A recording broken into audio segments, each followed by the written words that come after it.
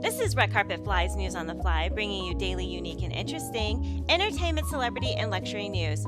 Before we get started, you know what to do. Like, follow, and subscribe to Red Carpet Fly, and hit that notification bell so you don't miss a single News on the Fly episode. Happy Monday! I hope you guys had a good weekend. You know, it actually rained here in LA over the weekend, and it legit felt like fall. I even had to turn on the heat for a little bit. Well, with all this fall-type-like weather, I was able to catch up on some good old TV. So, y'all know I love Game of Thrones and watch House of Dragons every Sunday. Well, last night's episode, let me tell you, it did not fail. It had to be one of the best episodes so far. It gave what it was supposed to give and more. It really reawakened that GOT vibe. Up until now, there's been a lot of story development and character development and establishing how this series is different from the Game of Thrones. But last night, let me tell you, last night came through. I'm not going to spoil it for you guys. I want to give the people who didn't get a chance to see it some time to catch up. But all I'm going to say is don't mess with Princess Rhaenys.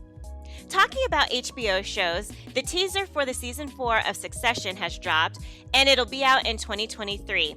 However, there hasn't been a specified date. It's been hinted that the show is going to pick up right where it left off in season 3 at Caroline's wedding in Italy, with Logan Roy about to sell the company to the CEO, Lucas Matson, of the streaming platform GoJoy. But then it's going to take off in an unexpected direction. So I can't wait for that.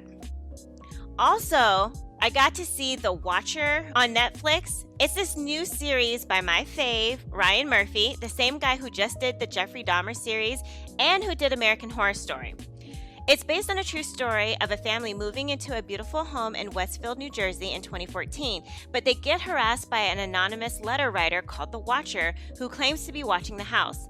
The series fictionalizes the nightmare, the Broaddus family, I believe that's how you pronounce it, the family experience, but the house itself is very, very real. It's a psychological thriller, and you know your girl loves psychological thrillers. It's a real kind of whodunit type of show. It was really, really good.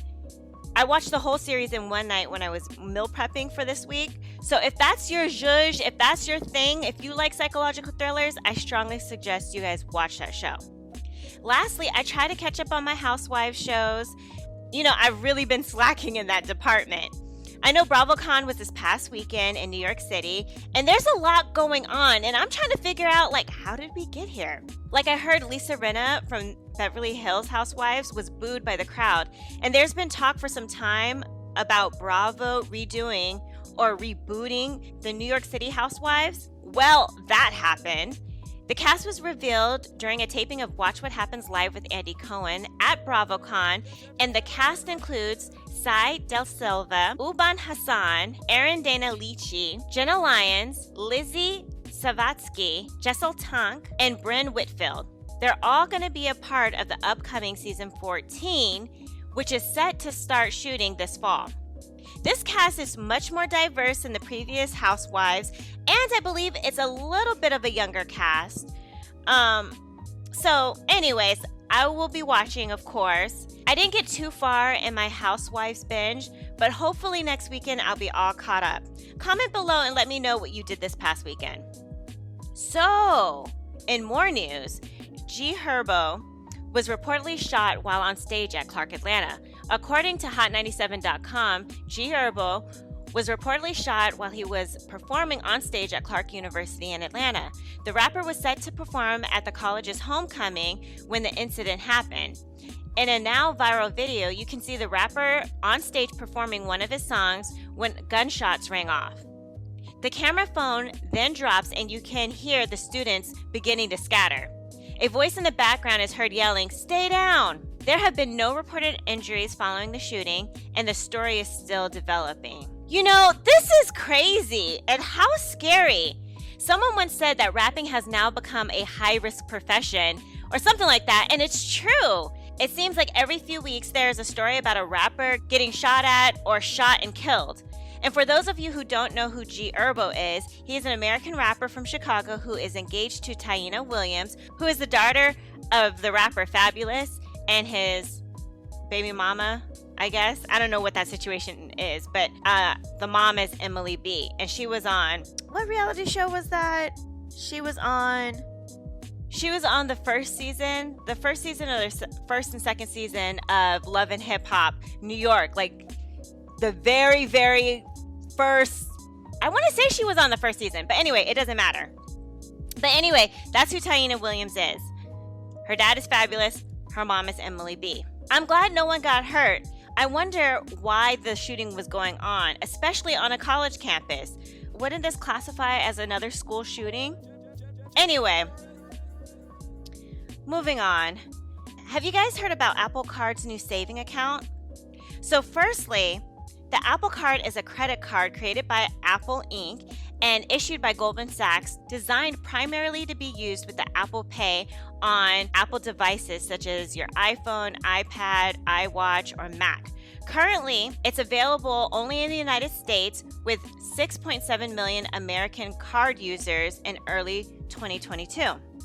So apparently, a huge difference of using the Apple Card is the daily cashback rewards. Soon, users can deposit that cash right into a high-yield savings account from Goldman Sachs. According to Screen Rant, it's a new way to earn cash back from Apple, making the Apple Card even more appealing to potential customers. The Apple Card is a credit card unlike most from the banking industry, centered around transparency and integration with Apple's iPhone. There are no fees for the Apple Card, and potential interest charges are shown clearly within the Apple Wallet. Most importantly, Apple offers competitive cashback options through the Apple Card that can be utilized everywhere that accepts MasterCard. In addition, Apple routinely adds boosted cashback deals at selected retailers that allow users to earn the most daily cash back for a limited time. Users can deposit all of this daily cash into a savings account. By default, when the user qualifies for the Apple Card, they will be prompted to set up an Apple Cash Card. This essentially functions as a virtual debit card, and people can load it with money directly from their bank account. Apple Card users earn daily cash with every purchase, and this daily cash is deposited into the Apple Cash Card. From there, it can be sent anywhere Apple Pay is accepted, sent through iMessage, or deposited into a bank account. However, Apple's new savings account option can deposit directly into a bank account with accrued interest. There isn't an exact date of when the feature would launch. However, Apple Card users can quickly open a high-yield savings account through Goldman Sachs. Again, the company did not provide concrete details on the interest rates for the new savings account, only noting that they're high yield. Nonetheless, it allows users to earn interest on their daily cash earned through the use of the Apple Card. Users and card users can also withdraw the money in the savings account to a linked bank account or with the Apple Cash Card. Now, this sounds pretty cool, especially for people who are fully integrated into the Apple universe. I'm a Galaxy girl. However, I do own a Mac, which I frequently work on, but I know people who could definitely benefit from this Apple Card edition. Do you guys know the kind of shoppers that tap their phone to pay for stuff at the store? I see that all the time. Actually, I'm related to someone who does that.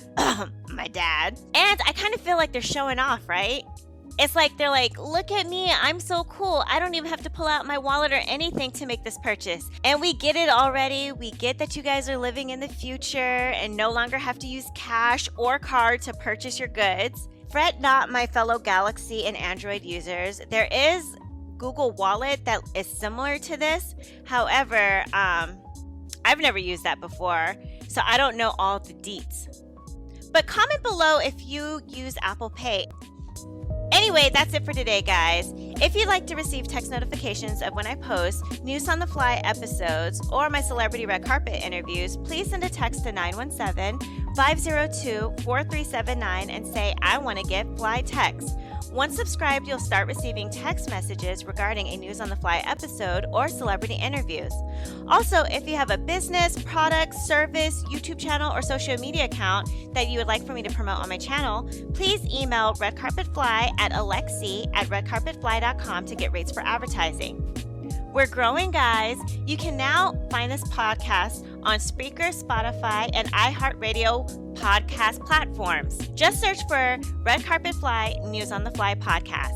Lastly, please like, follow, subscribe, and share our YouTube channel, Red Carpet Fly, and also follow us on Instagram and Twitter at Red Carpet Fly. And until tomorrow, always stay fly.